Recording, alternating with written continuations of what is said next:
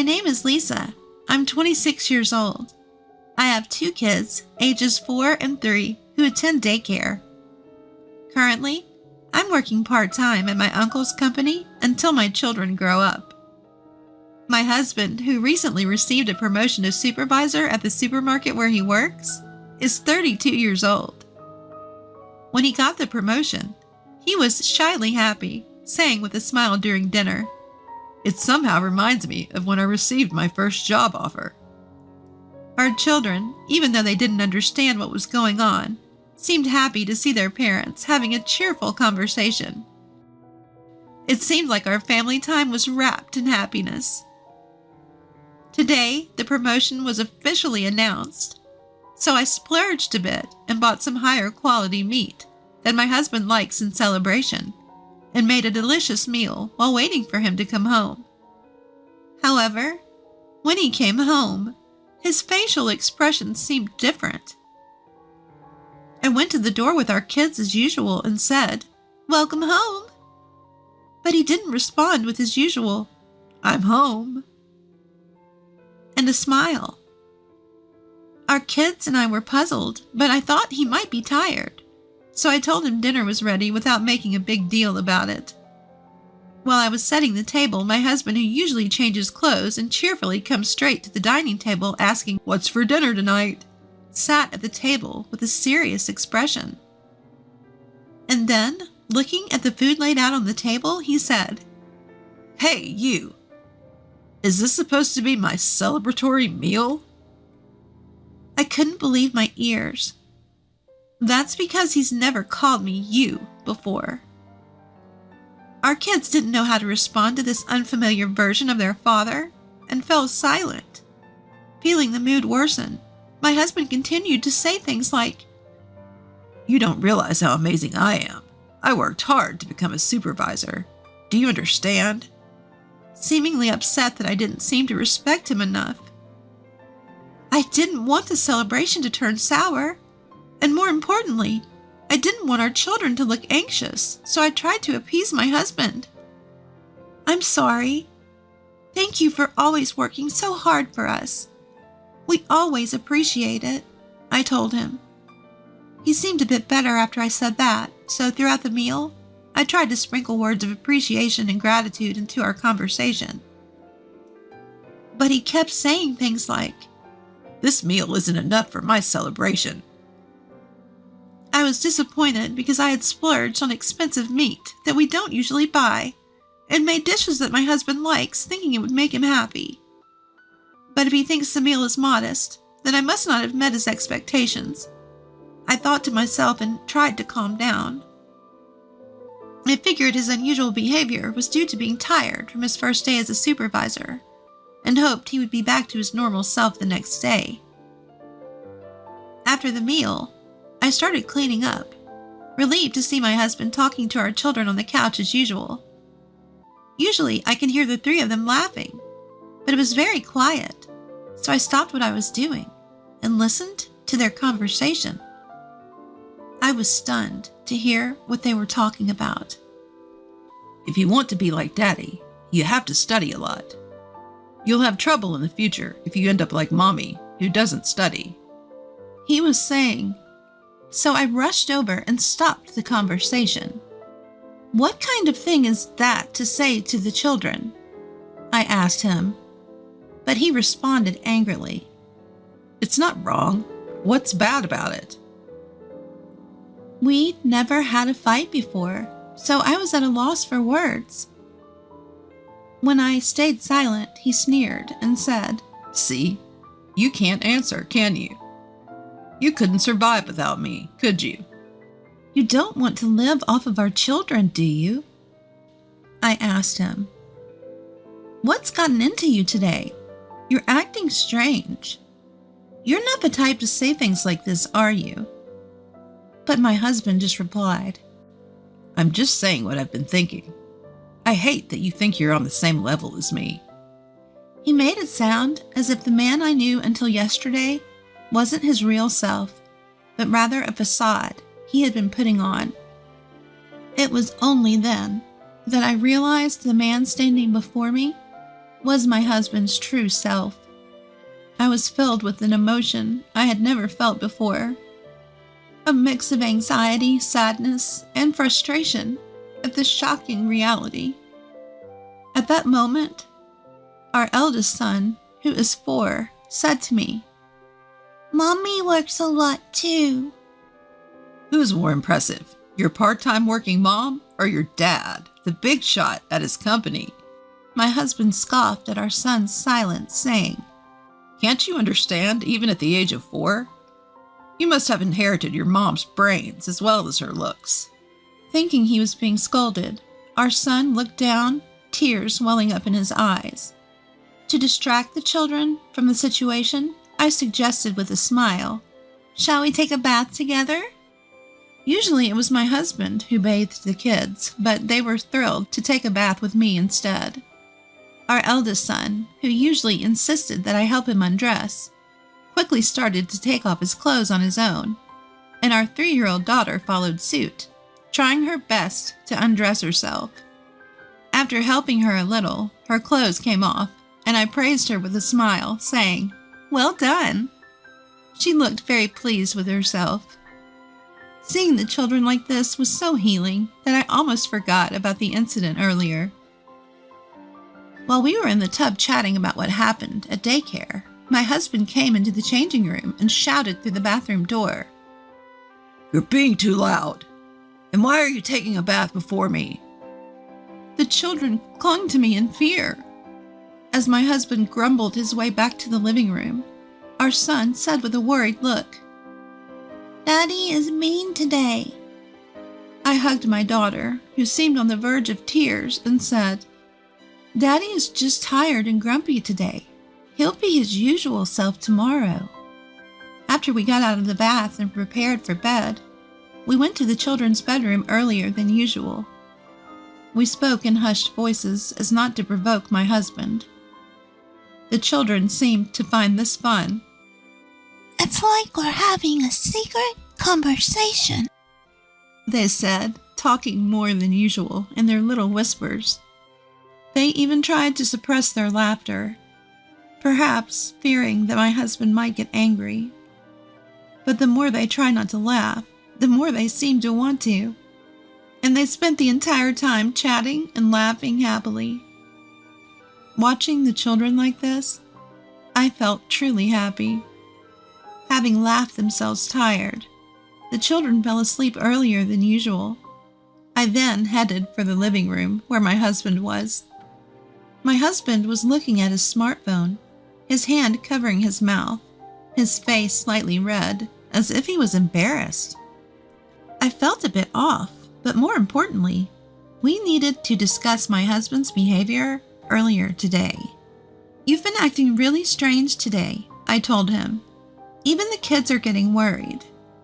He replied, "What's so weird about me? If anything, you're the strange one. Aren't I supposed to be respected by our kids? Do you want them to turn out like you?" He didn't feel guilty at all, even going so far as to belittle me. I told him, "I've not led a life that deserves being looked down upon." But he just kept insisting, "Your way of thinking is wrong." And we couldn't have a proper conversation. Then he said, "We're doing things my way from now on. I'm going to change our family's wrong ways." When I asked him what he meant, he suggested that the family should always put him first, take a step back, and create an environment where he can relax. I told him, "That's too different from how we've been doing things. The kids will be confused. Please stop." But it seems like he heard about the family life of a department head he respects, and thought that my and the kids' attitudes towards him at home were wrong. It seems he got some words of encouragement from the department head when he got promoted, and had a little chat. In that conversation, the department head had said, "The reason I was able to become a department head a bit earlier than my peers is thanks to my wife." So my husband asked the department head about his wife and family. The department head's wife doesn't let him do anything, allowing him to focus solely on his work. This hasn't changed even after their child was born, and she manages all the housework and childcare perfectly. Their child, apparently, wants to be just like their father, too. Hearing this, my husband seemed to think that the reason his promotion came later than his peers was my fault. He now believes that if he makes our family like the department head's family, he can catch up with his peers and get promoted earlier. I didn't say it out loud, but I thought to myself that it wasn't my fault, but rather his work wasn't being appreciated.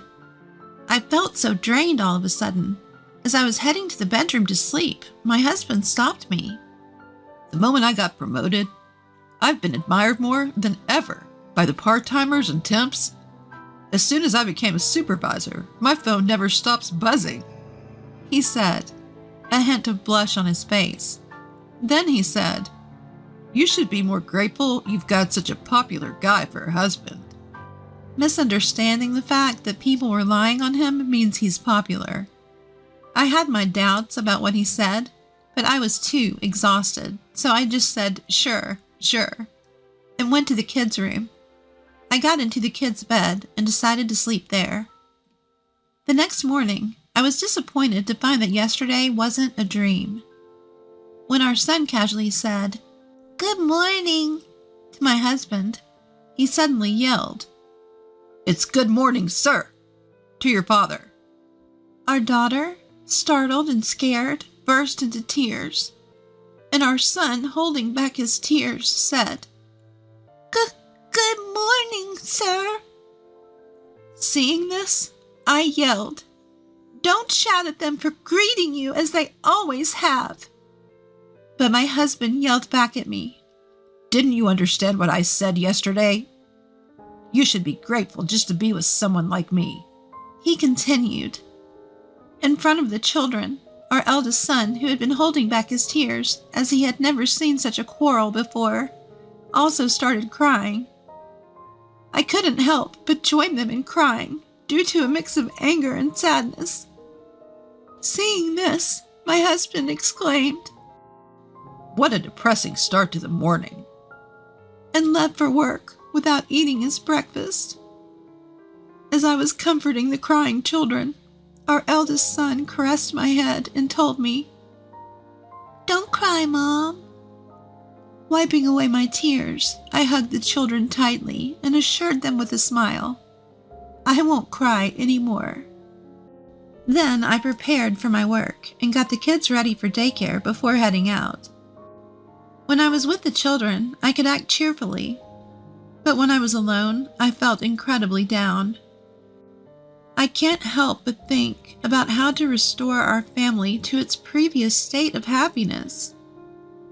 The company I work for is a consulting firm run by my uncle. My uncle is my mother's brother. Since he and his wife never had children, they've always doted on me since I was young, like a second set of parents.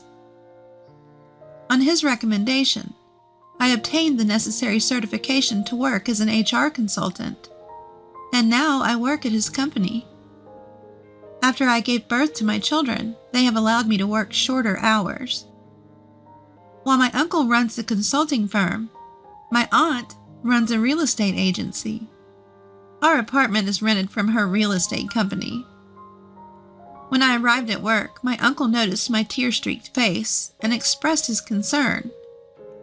I brushed it off with a smile, saying, "I just couldn't help but cry when I saw the kids off to daycare." But I think my uncle saw through me. He kindly told me, "Don't hesitate to talk to me if you need anything," while patting my head. Once again, I held back my tears and got on with my work. After finishing work at 3 p.m., I bid farewell to my colleagues who were still working and went to pick up my children from daycare. We then headed to the supermarket for groceries. The supermarket is also where my husband works. I am familiar with the staff, so I greet them as I shop. A part-time worker, who usually chats with me, congratulated me on my husband's promotion to supervisor. I responded, "Thank you. It's all thanks to all of you. Please continue to support my husband." Usually, this part-time worker would engage in some small talk, but today she approached me with a serious expression. Just as she was about to say something, my husband, who happened to be in the store, caught her attention, and she quickly returned to her duties. My husband told me, "Don't interfere with a part-timer's work. Finish your shopping and go home." I thought I might have indeed disturbed her work, so I simply replied, "All right," and started shopping, pulling along our child's hand. After finishing shopping and waiting in line for checkout, I saw my husband talking to a young female part-timer at a distance that seemed too close for just work-related conversation. I brushed it off and continued with the checkout when my daughter went over to my husband and the part-timer. My husband shooed her away with a dismissive hand gesture. She returned to me with a saddened expression. As I looked at my husband, he and the part-timer went into the back of the store through a door. My woman's intuition was at work, and I had a bad feeling. But more than that, my mind was filled with the question of how could I restore my family to its previous happy state. After doing the shopping, I got home, let the kids play, and pondered while preparing dinner. But no good ideas came to mind. I thought about consulting my uncle, but I decided to think more about it because it's about my own family. I told myself that there must be a way out. I had dinner ready by the usual time my husband gets home, but no matter how long I waited, he didn't come back.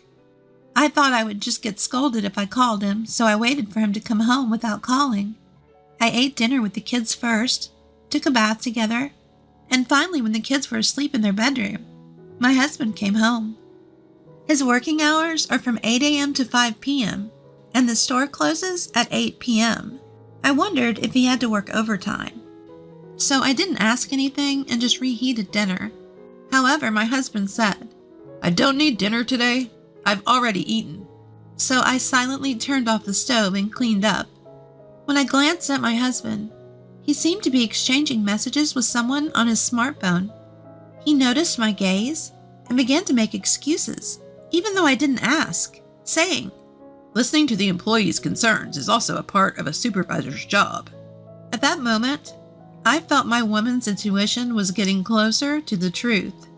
Something's fishy, I thought. I felt like my husband was no longer the man I loved, and I was overcome with sadness.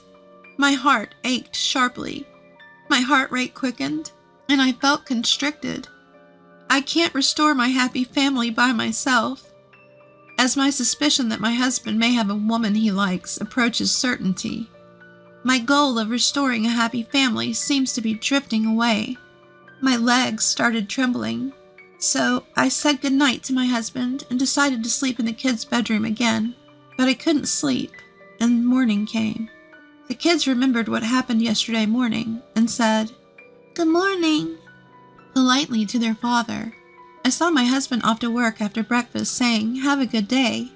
During the sleepless night, I was thinking about how to restore my family. To do that, I concluded that I must bring back my husband's feelings towards the family. So I decided to study cooking more and work harder on housework to win back his feelings. However, my husband started coming home late almost every day and stopped eating at home. I thought I should not provoke him now and did not discuss it with my husband. No, maybe I was scared to find out that my husband's feelings were no longer with me, and I might not want to hear harsh words from my husband. So I started to avoid conversation as much as possible. One day, when I was sleeping in the kids' bedroom as usual, I heard a conversation in the living room as if my husband was talking to someone. Even though I thought eavesdropping was bad, I quietly approached the living room door and listened to the conversation through the door. "It's okay, Mary. She won't find out. My wife is so oblivious." I realized that the woman my husband is thinking about now is Mary. "I really love you, Mary," he said. I was listening very calmly, as if I had given up on winning back my husband's feelings. I could give up my family for your sake, Mary. When these words came out of my husband's mouth, my mind went blank. I flung open the door and confronted my husband. What do you mean by giving up your family? Are you saying you'll abandon not only me, but also our children? I yelled at him. My husband quickly hung up the phone, his face slightly flustered. But the next moment, he had a defiant attitude. You'd have a hard time with 2 kids if we divorced, so just silently accept that I'm seeing her, he said. What are you talking about? There's no way I can accept that. It's not a parent's place to talk about abandoning their children. I couldn't hold back any longer, even though I was worried about waking up the kids. I couldn't stay calm, and I raised my voice to my husband.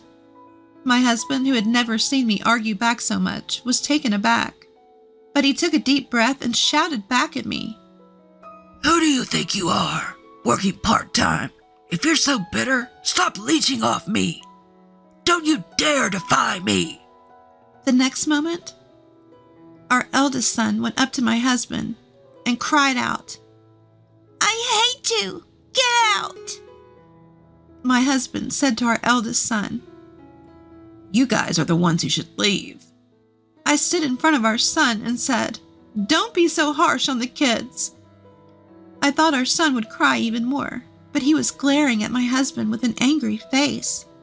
My husband took out an envelope, likely from the government office, from his bag, and handed it to me with a smirk. Inside the envelope was a divorce paper. You guys get out. I'll give you 2 days. Be out by then. Saying that, my husband packed his things and left in the car. I hugged our eldest son and said, Thank you for standing up for Mom. To which he replied, I hate anyone who bullies Mom. And began to cry.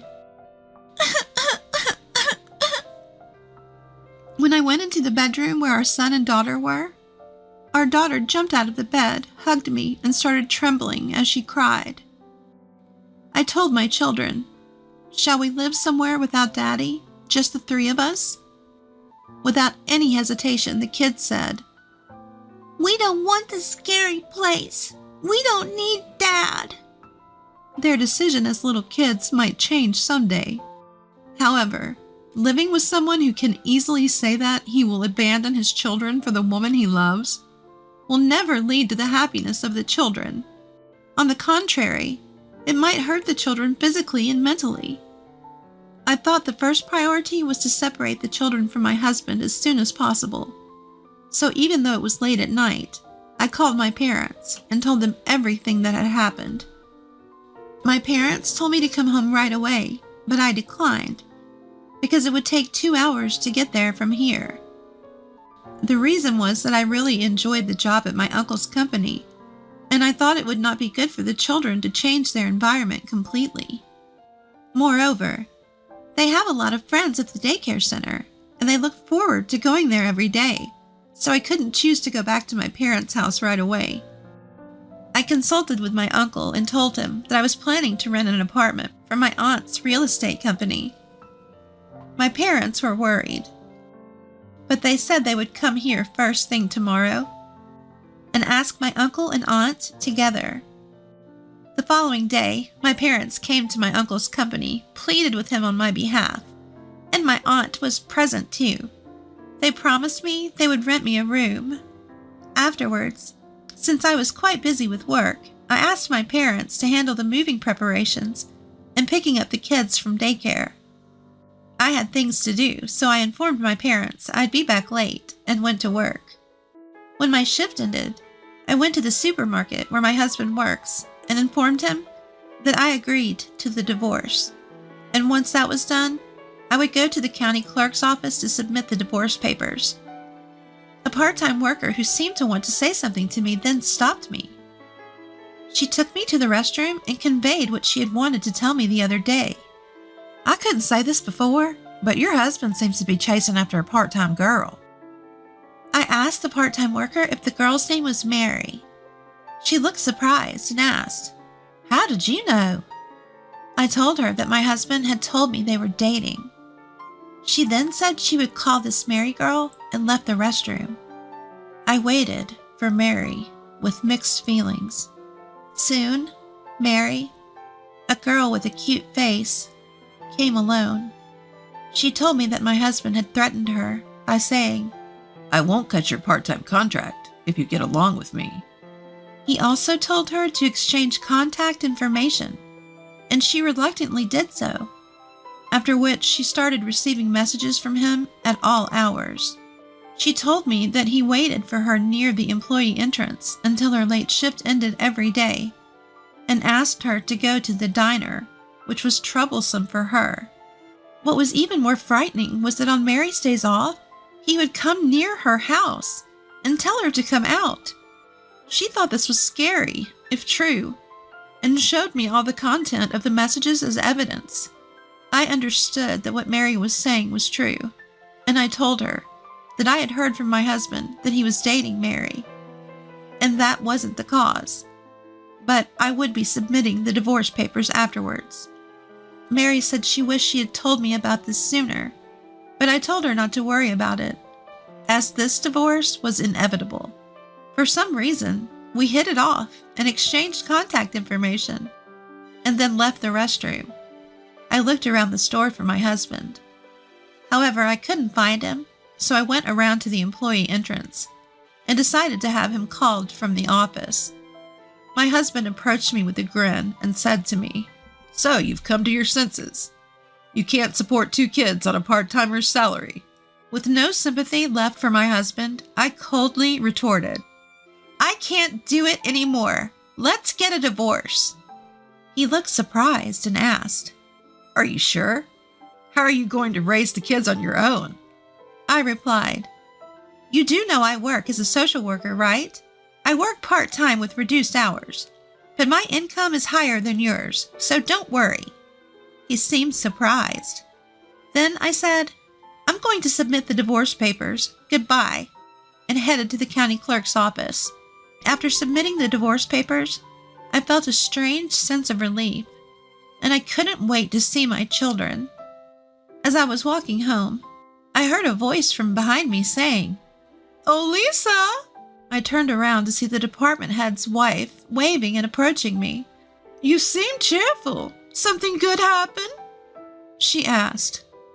Well, it's a bit of a long story, I started, and she kindly suggested we go to a cafe to talk.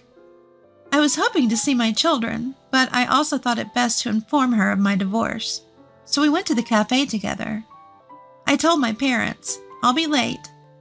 I have some things to discuss with the department head's wife before settling down at the cafe. I also informed her about my divorce and the reasons behind it. She seemed surprised to hear this. Oh, it sounds like you've only heard a beautified version of the story, she said. According to her, the department head is quite helpless outside of work. He's clumsy to the point that even when he tries to help with housework, it ends up creating more work for her. For instance, he would break dishes while washing them because his hands would slip with the soap. He would hang the laundry without straightening the wrinkles, and he almost caused a fire by overheating the pan while cooking. So she told him, just focus on your work. Every time you do something, it just adds to my workload. The reality was that the department head wanted to help with the chores, but she had forbidden him from doing so.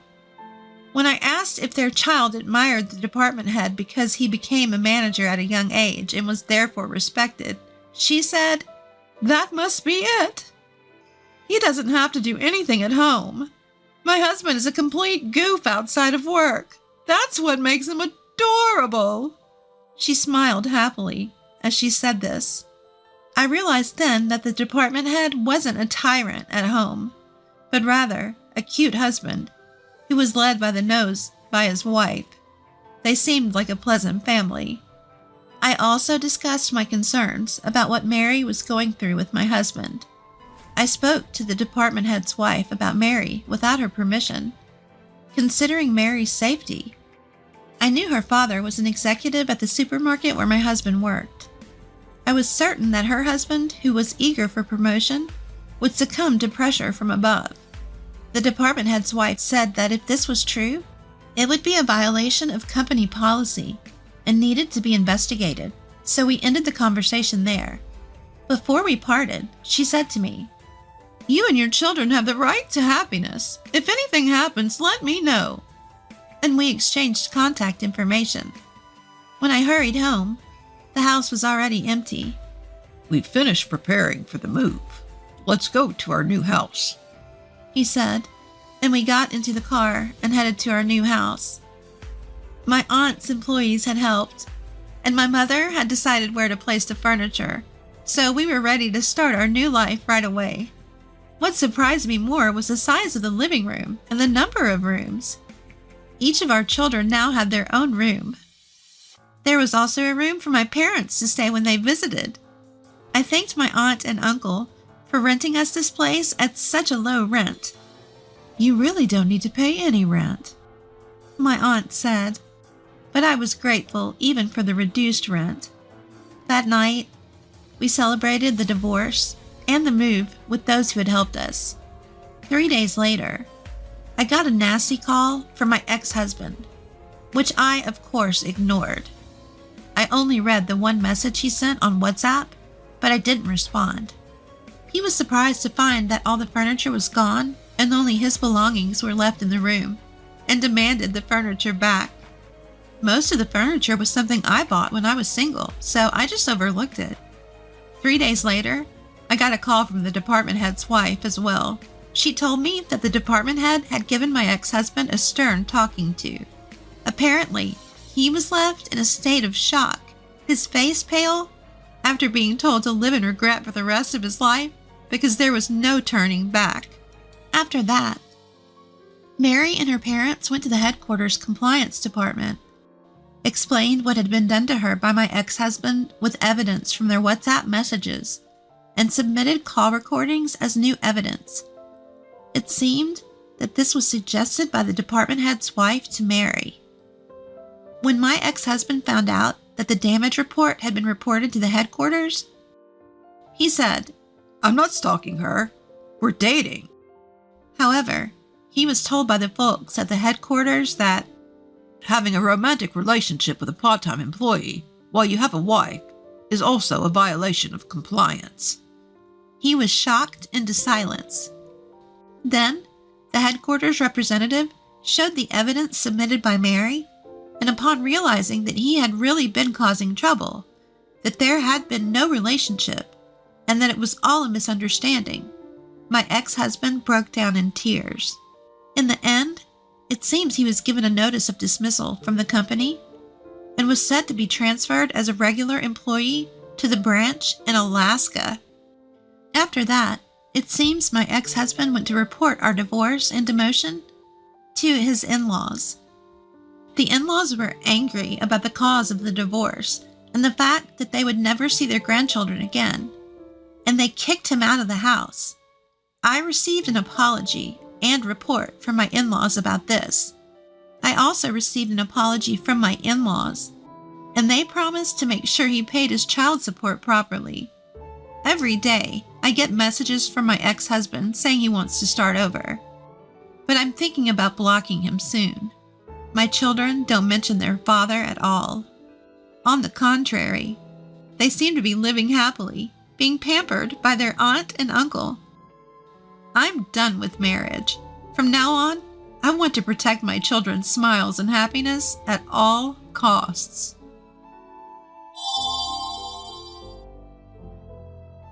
"I'm divorcing you, you fool," my husband shouted over the phone just as I had returned from a business trip.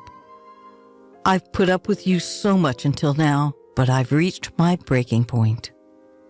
If you don't want a divorce, apologize now. Understand?" "Yeah, I got it." But instead of heading to where my husband was, at my in-laws' place, I went somewhere else. My name is Sophie, 28 years old. I married my husband David, who was 2 years my senior, 3 years ago. To put it bluntly, my husband is the son of my company's future CEO. I originally worked for a different company, but after marrying David, I changed jobs. Since then, I've been working hard as an employee at my husband's company, preparing to become the next CEO's wife. He hesitated about me working at the same company, but there was no arguing with an order from the current CEO, his father. My work is demanding, and long business trips are the norm. We've been waiting to have a child, but the environment is just not relaxed enough to allow for a leisurely pregnancy. Lately, the relationship with my husband has been less than stellar. In fact, it's been deteriorating. We're both too busy, and we often end up arguing over trivial matters. Just the other day, my husband yelled at me as I was about to leave for work. "Hey, Sophie, why didn't you wake me up at the time I told you?" "I did wake you up several times, David. You yelled at me not to disturb you and that you'd wake up on your own, so I just went and prepared breakfast." "What? I never said anything like that. Stop lying." "I'm not lying. I tried to wake you up at least 20 times, and your alarm was blaring the whole time."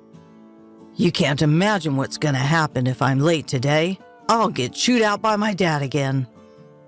"Why do I have to be the one who gets yelled at when it's his fault for not waking up?" I initially tolerated my husband's irrational scolding, but I finally began to push back. Because of this, we had a huge fight recently where he declared, "I want a divorce." Since our in-laws intervened, we were saved from such a major incident. Nevertheless, I was increasingly getting fed up with him throwing around the word divorce at every little issue. One day, while I was preparing for a business trip, my husband approached me with a sullen expression. "Hey, Sophie, you're off on another trip, huh?" Seemingly dissatisfied with my frequent business trips, my husband always derides them as trips. I responded, exasperated. "It's not a trip. It's a business trip. Why do you keep making me repeat the same thing?" "Must be nice always going on trips and neglecting the housework. You're probably just going sightseeing after pushing all the house chores on me, right?" "Listen, that's enough. This is for your company, you know. Why can't you just accept that it's a business trip? I can't imagine how it's like to be a rookie like you going on a business trip, being so useful. It's pretty much just like a trip." "What the hell is wrong with you? Can't you tell the difference between a trip and a business trip?" "Well, it's the truth, isn't it?" "You say I'm dumping the house chores on you, but you've never done anything around the house when I'm away on a business trip." "When I'm not around, my husband only ever orders takeout, leaves the laundry piled up, and doesn't even take out the garbage. Despite doing nothing, his attitude gives me so much stress. Even the divorce drama last time was all because of his personality. Even though we both work and spend the same amount of time on our jobs, all the housework is left to me. On top of that, he acts all superior and domineering, which I couldn't stand. Trying to discuss it with him is pointless, as he never admits to any fault on his part. Instead, he always turns it around and blames me. As I continued preparing for my business trip in silence, my husband started yelling at me again. "For heaven's sakes, the future CEO's wife shouldn't be so casually taking business trips. If you're not firm like me, the other employees will walk all over you." "Exactly, because I'm becoming the future CEO's wife, right? I have to learn the job and I need to meet with various clients. That's why I'm working so hard like this." "First of all, we can live this good life because I'm the son of the CEO, right? You should listen to me more since it's thanks to me." "What are you talking about? The company is doing well because of the employees who work, isn't it? Instead of acting high and mighty just because you're the CEO's son, you should work harder. To such words, my husband's face turned beet red and shouted, "What did you say? What do you mean by work harder?" The other day, I heard the other employees gossiping, you know. They said you always push overtime and bothersome tasks onto others and constantly complain. What? Who said that? I'll fire them on the spot. That's not the point. How can you not see that you're the one at fault? How can you not understand that you're sullying your father's name? My husband's eyes widened in anger, and he roughly pulled my bangs. Don't get too full of yourself. After all, who do you think got you this job at this company, huh? Ouch! Let go! You're able to work at this prestigious company because you married me. Got it? Refuse the business trip. I won't allow you to neglect the home for a business trip. I've said it many times. It can't be helped. It's for work. Shut up. Don't talk back. You married me, so you should just quietly listen to what I say. Suddenly, his hand released my hair, causing me to fall back on my butt due to the recoil. If this argument continues, I might lead to another divorce scare. I forcibly drove my ranting husband out of the room and prepared for my business trip. When I return, I'll have to take care of a week's worth of housework piled up by my husband. I bet the floor will be littered with clothes again, and the trash won't be taken out. With that thought, I felt tired even before the business trip. The next day, as planned, I went on the business trip. I performed my duties diligently without mixing personal feelings into my work. When I returned home after a week, the scene I couldn't believe was spread out before me. I'm home, eh? As far as the eye could see, the house was spotless, not a speck of dust in sight. It hadn't changed much since the day I left for my business trip. Thank goodness. Finally, David seemed to have understood my feelings. He must have had a change of heart and worked hard on the housework. Just as I started to feel relieved that my husband was finally cooperating, I found the completed divorce papers on the table. What? What's this? Next to it was a note saying, I'm going back to my parents' place. We're getting a divorce. In a panic, I quickly called my husband and he answered promptly. Did you read the divorce papers? His nonchalant tone provoked me and I fired back. Wait, are you serious about getting a divorce? Obviously. I mean, you'd be in trouble if I divorced you, right? Don't just casually talk about divorce. Then my husband said with a smug tone, if you're going to go that far, and he began to set out conditions. If you don't neglect the housework and listen to what I say, I might consider withdrawing the divorce. But of course, no more trips. What? I told you it wasn't a trip. Are you talking back? If so, I'm divorcing you. You're such a nag.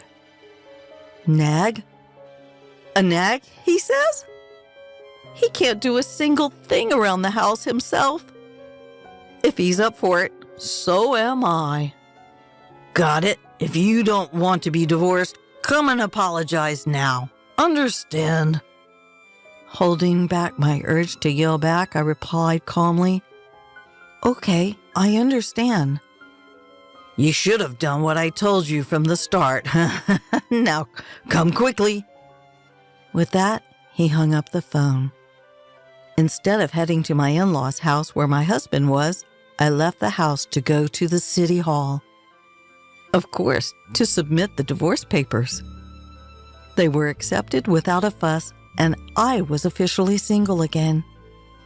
3 hours later, while packing up at home, my ex-husband came back with his mother, probably impatient with my no-show. As soon as they saw me, they started hurling insults. "Hey, how long are you going to keep me waiting?" "That's right. You're a failure as a wife, yet you're out having fun. You should be looking after David." "Looking after? How old is David? He's older than me, isn't he?" As I retorted, their brows furrowed in anger. "Shut up, stop being stubborn, and apologize quickly. We'll really get a divorce." "If you're the one who'll be in trouble if we get divorced, Sophie, you could have been the wife of the next company's president, and you're okay with that attitude?" And you, if you divorce me, you won't be able to live in this lavish lifestyle. Are you okay with that?"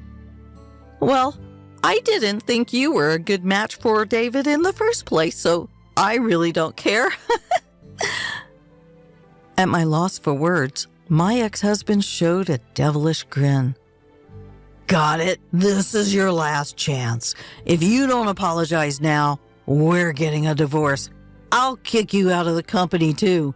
Make up your mind quickly." At that moment, anger surged through me like a fireball. I had to let him know he didn't understand the situation he was in. "We're already divorced, you know?" "What?" "Just as you wished. I've already submitted the divorce papers and they've been accepted, meaning I'm no longer your wife." "What?" Her ex-husband and mother-in-law just stood there, mouths agape. After a moment of silence, he finally found his voice. "What are you talking about? This is a joke, right? There's no way you'd..." "Why would I lie? If you don't believe me, why don't you check the records yourself?" No way!" Suddenly, the mother-in-law who'd been listening started to shout. "Wait, Sophie! What have you done? You've put divorce on David's record? Our future CEO?" "It was your son who handed me the divorce papers first. All I did was submitted them." "Stop making excuses. Cancel the divorce immediately. Do you understand?"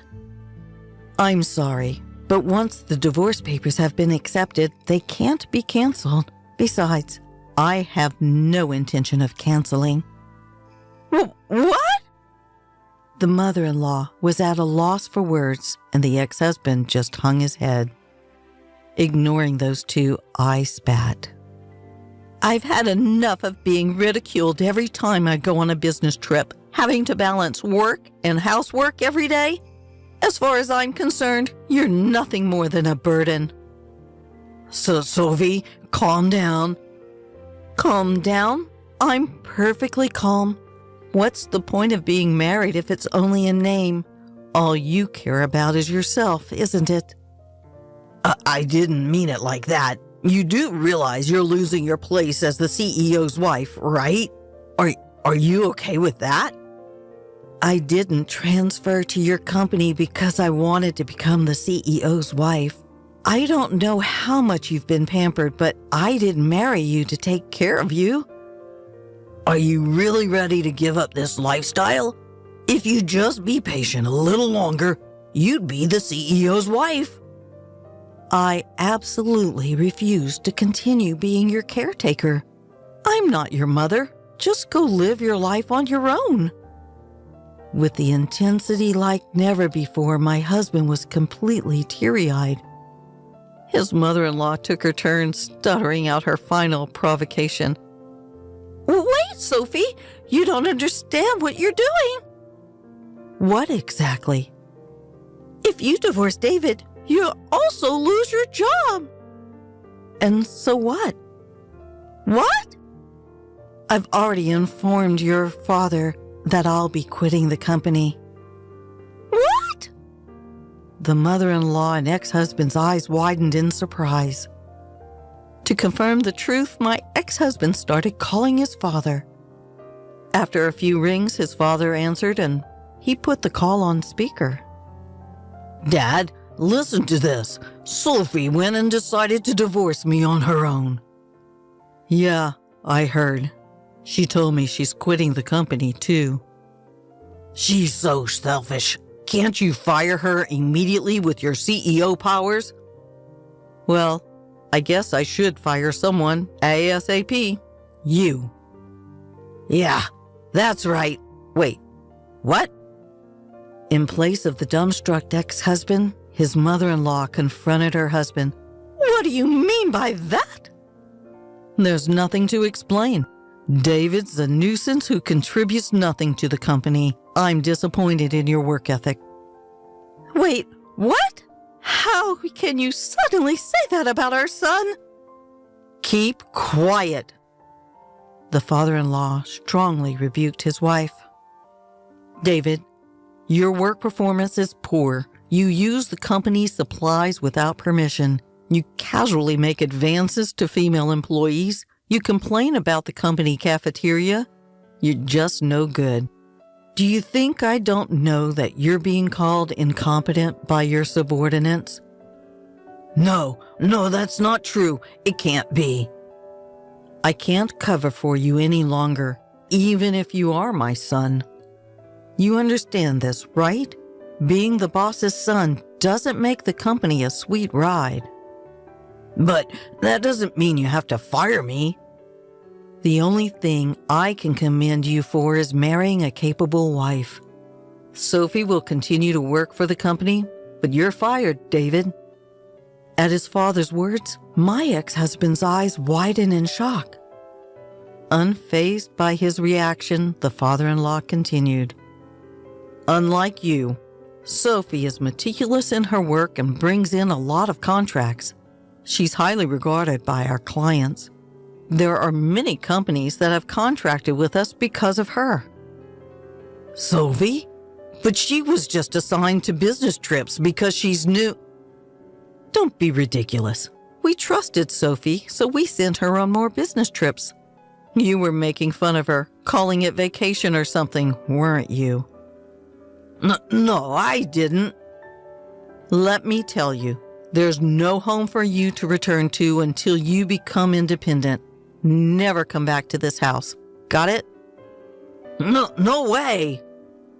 And so, my ex-husband was disowned by his father-in-law, lost his job, and couldn't even return to his parents' home. When his mother tried to protect her son, his father told his wife, "It's because you spoil him," and was also given a divorce notice. The two of them used up their savings to start living in an apartment, but they have been unable to find work, and their unemployment continues.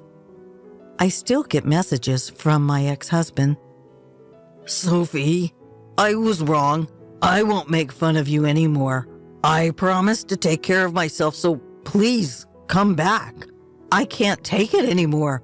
Help me. He was so persistent that I finally blocked his number. I shouldn't have to deal with that mama's boy anymore.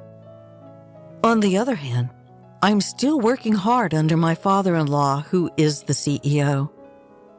Now I have my own subordinates, and I'm spending fulfilling days. It's really good that my father-in-law is an understanding manager. From now on, I want to strive towards my goals without being trapped in meaningless family relationships.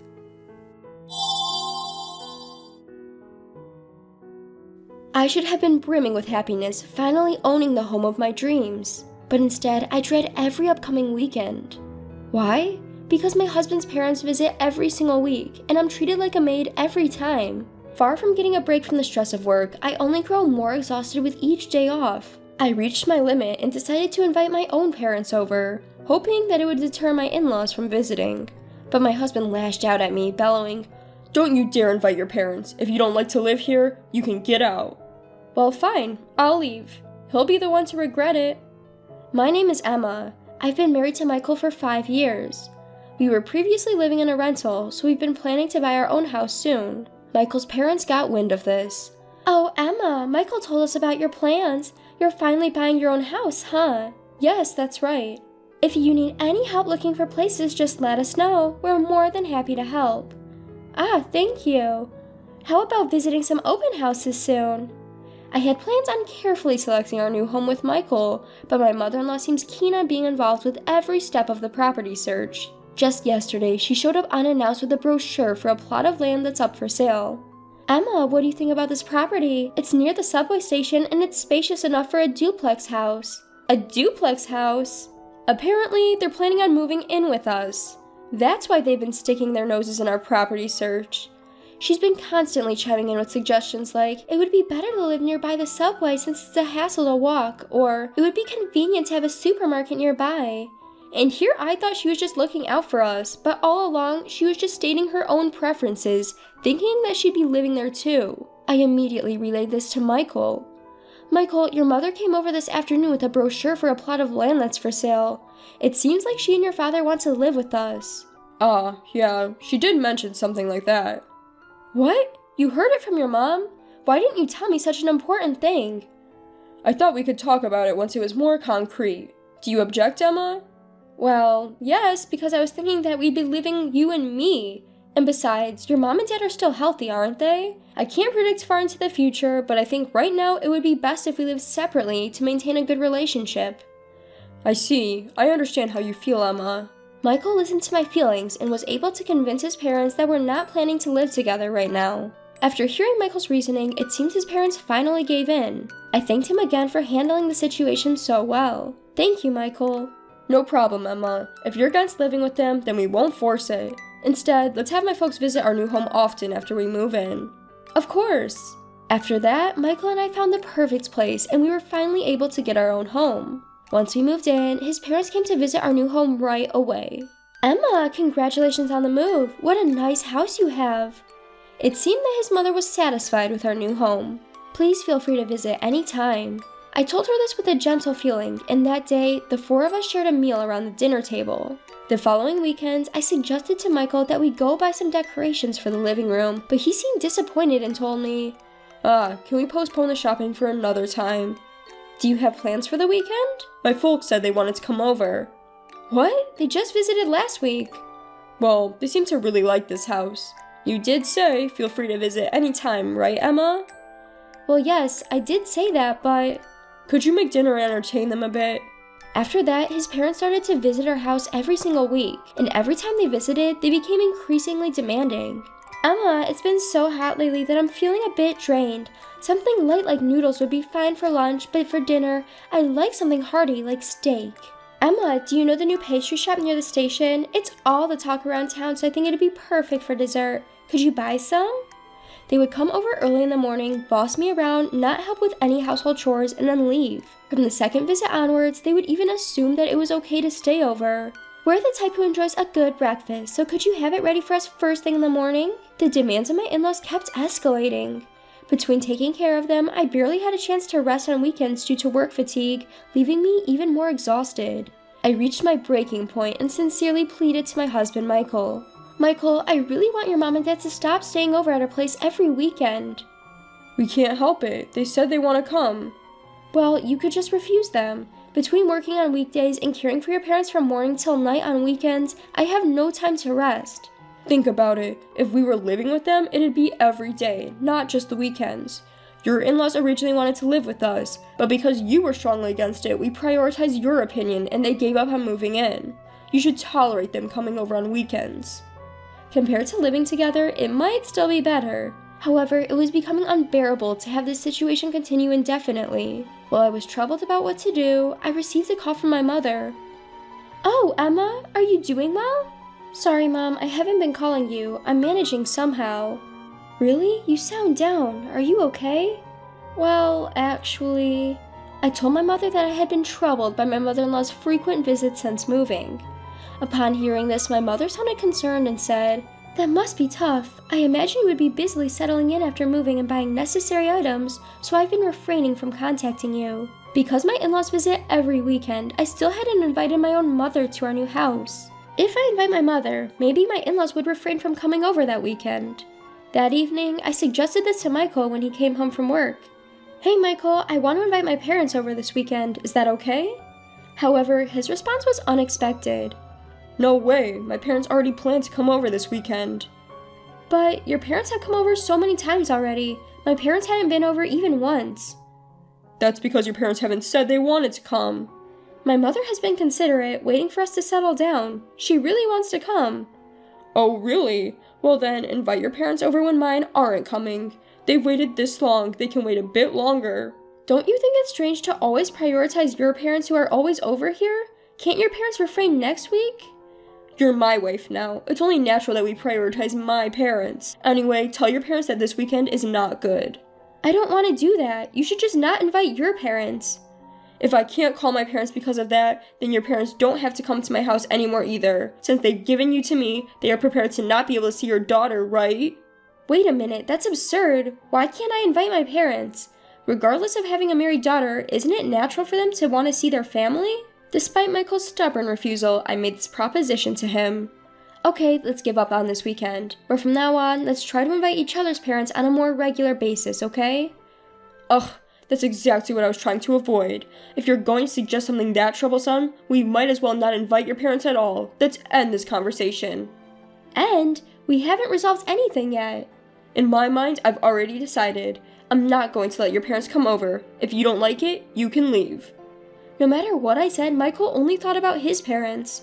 He never considered me nor my parents. His refusal to have a conversation and his insistence on his own opinions finally wore out my patience. "Fine, if you feel that strongly, Michael, I'll leave, and it'll be too late for regrets." "Regrets? Haha. What on earth would I regret if you're gone? Just remember this, I won't recognize any apologies. Don't come crawling back wanting to return." Leaving a loudly laughing Michael behind, I headed home. When I told my parents what had happened, they agreed with me that Michael's opinion was unreasonable. My father was particularly angry. "A person who can't respect his family is fundamentally wrong. I'm disappointed in Michael. You should stay here and not return to that house." Those were his words to me. I knew I wasn't wrong. Feeling relieved, I made up my mind to pursue a divorce. A few months after leaving the house, I received a call from Michael. "Hey, how much longer do you plan not to return? Have you forgotten what day it is this Saturday?" He appealed to me in a panicked tone. "Oh right, it was the day we were supposed to invite your coworkers over to our new house." "Yes, exactly. We've been planning it since we moved, remember?" "But won't your mother-in-law be coming that day? Why don't you tell your coworkers that my parents are visiting and refuse them?" "There's no way I can say that. Moreover, I have invited a new boss for my department that day. If I cancel now, it could affect my future at work." "I don't care. You're the one who kicked me out, remember?" "Is this the time to be arguing? Stop sulking and come back already. We need to start preparing for everyone's arrival or we won't make it in time." "I'm not returning to that house." "What? Are you okay with jeopardizing my job?" "I don't mind. I plan on leaving you." "Leaving? Are you serious?" "Yes, I've been thinking about it since I left the house. My parents also agree with me." "Your parents too? They're just as out of touch as you. Do what you want. I'll have my parents help with the preparation for inviting my coworkers. I don't need you anymore. You're going to regret this." "That's my line. Goodbye." I hung up the phone abruptly. Right about now, Michael is probably frantically contacting his in-laws, preparing to invite colleagues from the office. Since his in-laws have done as they please so far, it would be good for them to taste some hardship for once. Then, during the problematic weekend, our home phone rang in the afternoon. When I picked it up, Michael, with a flustered voice, said, Why is Emma answering the phone? I was calling my new boss's home." "Why? Well, because it's my house, of course." "Emma's house? Don't tell me, the new boss is Emma's father?" "Yes, my father used to work at Michael's company. He had been away from the main office for a few years as an advisor because a related company was launching a new business, but it was decided that he would return to the main office next month and become Michael's boss. I knew, of course, but I couldn't leak the internal announcement until the information embargo was lifted, and I kept silent even from Michael, my husband. I thought he would notice when he saw the boss's name in the internal announcement, but it seems he didn't check properly. Michael started to plead with me desperately. "My mother has prepared expensive ingredients and good alcohol, but no one is coming. When I contacted my colleagues, they said there was a big fuss at the company because I refused to invite the new boss to my house. If the boss doesn't come, no one else will," they started saying. "Emma, please convince your father to come to our house. Please persuade him to clear up everyone's misunderstanding." Misunderstanding? It's not a misunderstanding, it's a fact, right? Michael, you said don't ever invite my parents to our house, didn't you? I didn't know your father was my boss then. The situation is different now." Quite a convenient excuse. I've asked you many times if you wouldn't regret it, haven't I? Well, It's too late to regret now. You're responsible for cleaning up your own mess. I hung up the phone without waiting for Michael's response. I told my father about the phone call from him, but of course, my father had no intention of going to that house. There's no need to go to the house of a man who disregards his important daughter and her family. My father was even more incensed. My father is scary when he gets angry. He was excited to buy expensive ingredients and alcohol for today, but I guess all their spending ended up being for nothing. The next day, Michael came to our house with a pale face. Emma, I'm sorry for everything I've done until now. Let's start over again. Please come back home. My father, instead of me, who was looking at him with a dumbfounded face, responded, Start over? Do you even understand what you've done? Michael, turning pale, prostrated himself before my father. Sir, I apologize for my actions. I am here today to apologize. You've ignored my daughter for months now, yet you've never once bothered to visit her. I didn't think you'd turn out to be so untrustworthy. No, that's not it. I've been busy at work. You're not so busy you have to work on the weekends, or so I've heard. Weekends, well... Michael stammered. Likely his mother was visiting him every weekend. Michael, who never did housework, would have given up if it weren't for her help. I'm sure his mother was also looking after him during the weekdays, taking advantage of my absence. My father, guessing this, sternly said, Never mind. You seem to get along quite well with your parents. It seems like you two jumped into marriage before you were ready to be independent. That's not true. I respect Emma's feelings and even rejected the idea of living with my parents. You're still saying that? It's natural for a couple to decide whether to live with their parents. Yet, you kept harping on Emma for rejecting the idea and never listened to her after. How is that prioritizing Emma's feelings? Well, that's... And marriage means both families become relatives, yet you invited your parents to your home every weekend and told us absolutely don't come over. How dare you disregard Emma's family, us? I didn't know you were going to be my boss. If I'd known that, I would have invited you first before my parents. That's exactly what I mean when I say you're self-centered. You don't get it at all. People like you shouldn't be in a leadership position. My department doesn't need someone as selfish as you. But sir, silence. Get out of my house now. Don't ever show your face here again. Afterward, my father advised his superiors to remove Michael from his department and reassign him to a regional branch. No one defended Michael, who was already known for his selfish behavior. Even his parents, who had doted on him, couldn't follow him to a remote region. Now they can only see him once a year, if at all. Meanwhile, I've been living comfortably at my parents' house after finalizing my divorce with Michael and focusing on my work. I work hard weekdays and spend weekends with the people who I love. When I think back to my past lifestyle when I was not able to live such a normal life, the free life I have now is comfortable and irresistible. From now on, I want to cherish my parents and live at my own pace. I shouldn't have married an old hag like you. Younger women are definitely better. I can't even walk with you in public, you're so embarrassing. If I could, I'd go back in time and start my life over. These were the words spoken to me by my ex-husband Tom 10 years ago. My name is Elizabeth, 48 years old. I married Tom, who was 5 years younger than me, when I was 33. I was a nurse, and we met at the hospital where I worked. Tom came to the hospital as a new doctor. He had just finished his residency, and he asked me about various things. I found his innocence endearing, and couldn't help but support him. But I was a nurse, and he was a doctor. Not to mention, I was 5 years older, so I didn't think of dating. Still, he talked to me almost every day, and I couldn't ignore him. We eventually started dating naturally. I was a bit concerned about our age difference, but he didn't seem to care at all. So, I stopped worrying too. We got married after 2 years of dating, but after 5 years of marriage, he started to verbally abuse me daily, saying he should have married a younger woman. He would chat with young nurses at the hospital in an exaggeratedly cheerful manner. But I tried to ignore it because it was a workplace. I didn't want to make a scene there, as it would only make me feel miserable. One day, Tom's cheating was caught.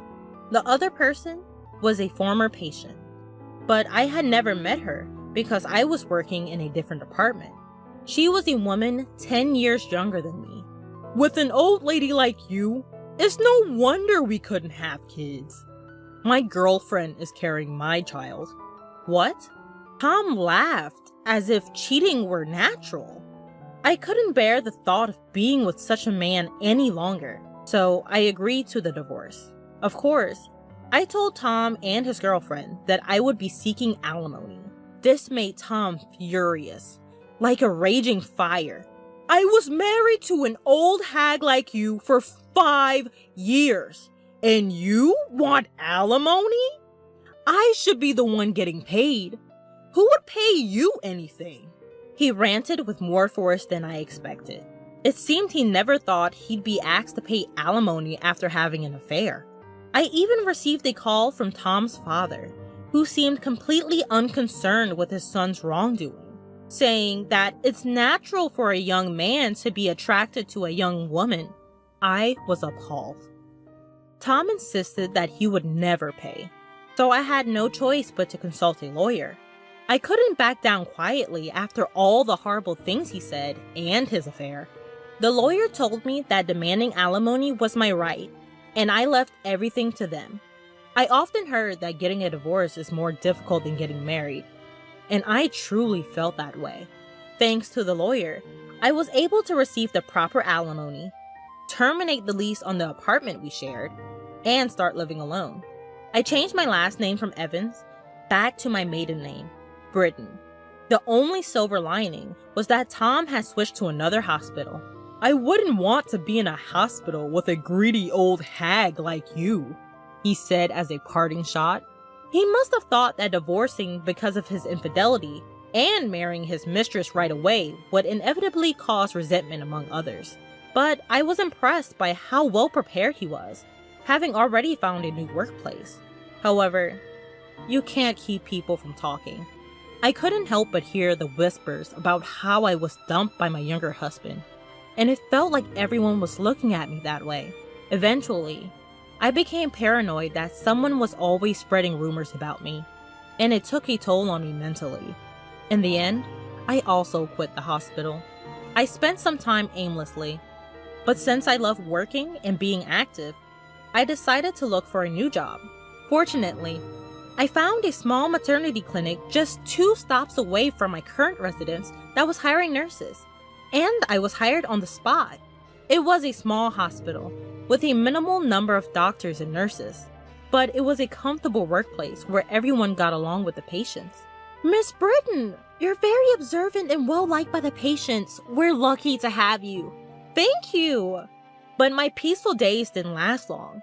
A pregnant woman who had been referred from another hospital arrived, and when I heard her name, I thought, huh? Sarah Evans, the same name as Tom's mistress.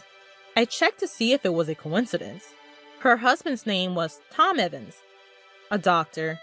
No doubt, my ex-husband.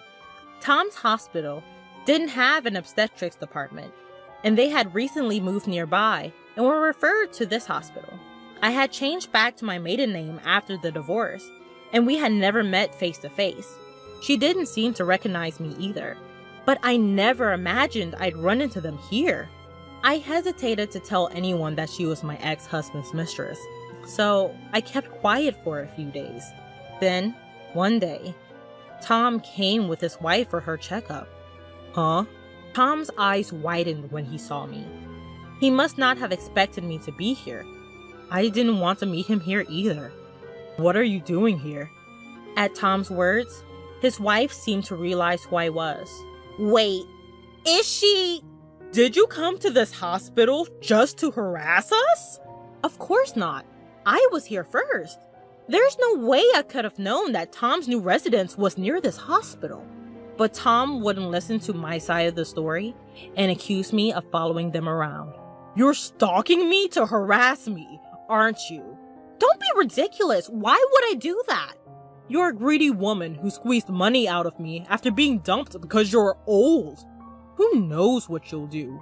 He shouted this in the examination room, and everyone found out about our relationship. Everyone's stares felt piercing, and even though I thought Tom was in the wrong, I felt uncomfortable. Oh, I'm scared. I felt like I've been looked at maliciously ever since I came here. What if something happens to my baby? His wife added insult to injury by saying this with fake tears in her eyes. I don't know what she's capable of, so please don't let her get close to my wife, Tom said firmly. The doctor in charge then urged me to leave the examination room. It probably wasn't that they suspected me, but the only way to defuse the situation was to have me step out.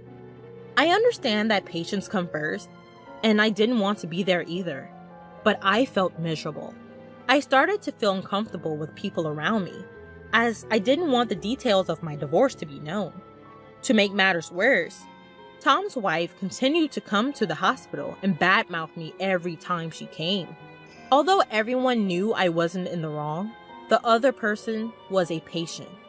Moreover, she was pregnant and needed to be taken care of. No one could say anything, as they didn't want to upset her nerves and cause health issues or interfere in personal matters. As a result, my comfort in being there only worsened. There was still more than 6 months until her due date, and I couldn't bear the thought of spending all that time in this kind of atmosphere. Even though it was a good workplace, I submitted my resignation to the hospital. "It's a shame, but there's nothing we can do," said the director, whose face seemed somewhat relieved. I felt like I was being punished, even though I hadn't done anything wrong. Exhausted by everything, I couldn't bring myself to look for a new hospital to work at and return to my parents' rural home. They welcomed me without saying anything. At first, I couldn't bring myself to do anything, but I felt guilty for just staying at home every day. So I decided to take a part-time job at a nearby supermarket. It was my first time working outside of a hospital, but it was refreshing and a nice change of pace. I loved being a nurse, and I felt a sense of fulfillment in it. But it was a workplace where I was responsible for people's lives, and the weight of that responsibility was immense. There wasn't a single day when I could let my guard down. Being away from that life was emotionally uplifting. 3 years after returning home, I was offered a full-time position at the supermarket. It seemed my hard work was recognized, and I was genuinely happy to accept the offer. 4 years later, a matchmaker approached me. "Are you interested in giving an arranged marriage a try?" "Excuse me?" "I have just the right person for you." The person who brought this up was the store manager. At 45, I had no intention of remarrying, so I politely declined. But the manager was persistent. The other person was a 47-year-old divorcee like me, with a similar reason for the divorce: a cheating spouse. It had happened 20 years ago. In the end, I couldn't refuse, and we agreed to meet. Given our ages, we decided to meet directly, without involving any intermediaries. When I arrived at the designated restaurant, my counterpart was already there. As I entered the room, he suddenly stood up and bowed deeply, accidentally bumping his forehead against the table. "Ouch!" He raised his face, which was completely red.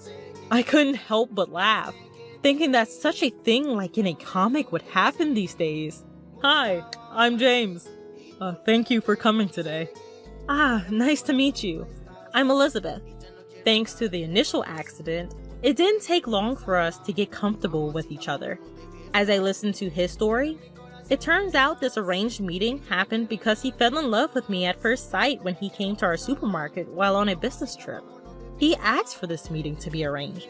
It seems his college senior is actually the manager of the main store. I'd like to have a serious relationship if possible. I came with the intention of refusing, but in the end, I couldn't say those words, and instead, I found myself wanting to see him again. And so, after dating for half a year, we decided to get married. Both my parents really liked his personality and were genuinely happy for us. Living with my husband, who always thinks of me, was truly a blessing. Since we were both of a certain age, we never wanted children from the start. We just hoped to live a peaceful life together, hand in hand. But when I turned 48, my health began to deteriorate. When I went to the hospital for a checkup, it turned out that I wasn't just sick, but pregnant. I never imagined that I would get pregnant at this age. And I didn't think my illness was morning sickness. I think my husband felt the same way. It seems like there's a baby. When I said that, my husband naturally replied, "That's great! So who's the lucky one? Do I know them?" "Yeah, I think you know them very well. They're right in front of you." "What?" "I'm the one who's pregnant." At my words, my husband made a puzzled face and was silent for a while. I thought to myself, of course this would happen. He looked down at my belly. "Our baby?" When I nodded, his eyes widened even more. I'm sure the news was so unexpected that his mind went into a panic. I mean, even I did. "So that means we're going to be mom and dad?" "Seems like it." "Really?" "Yeah." "Whoa!" With an uncharacteristic surprise in his voice, my husband hugged me. "It's unbelievable! A miracle! A miracle!" "Is it okay for me to give birth?" I never really considered not giving birth, but there's the issue of age. It's not like I'm not worried about what lies ahead. Even at the hospital, I was asked, "What do you want to do?" I know very well that there are risks associated with giving birth at an older age, for both the mother and child. I don't expect everyone around me to be supportive.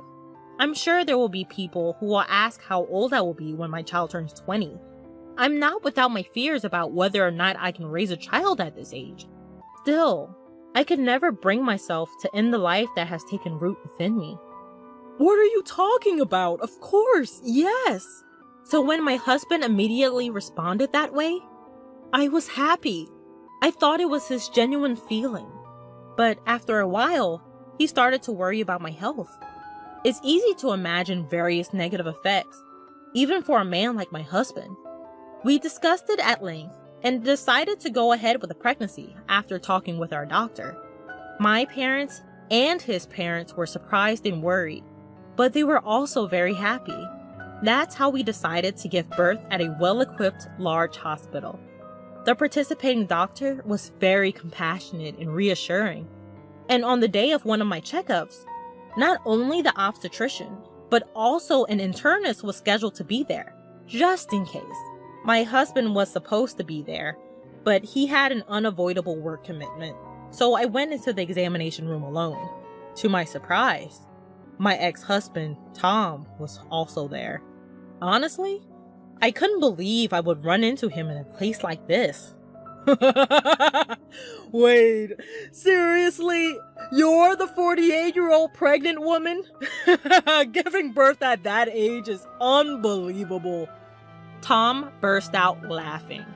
The obstetrician and the nurse in the room looked confused, but Tom didn't seem to care. "You have no right to say that to me." "I'm just worried about you, an old lady getting pregnant." That's just gross. Is that how you treat your patients? I can't believe you would say something so hurtful to a pregnant woman who's already anxious. Are you really a doctor?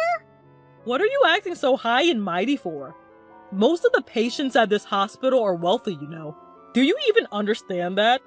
You should leave before you embarrass yourself. Excuse me, Dr. Evans. I'll be leaving anyway.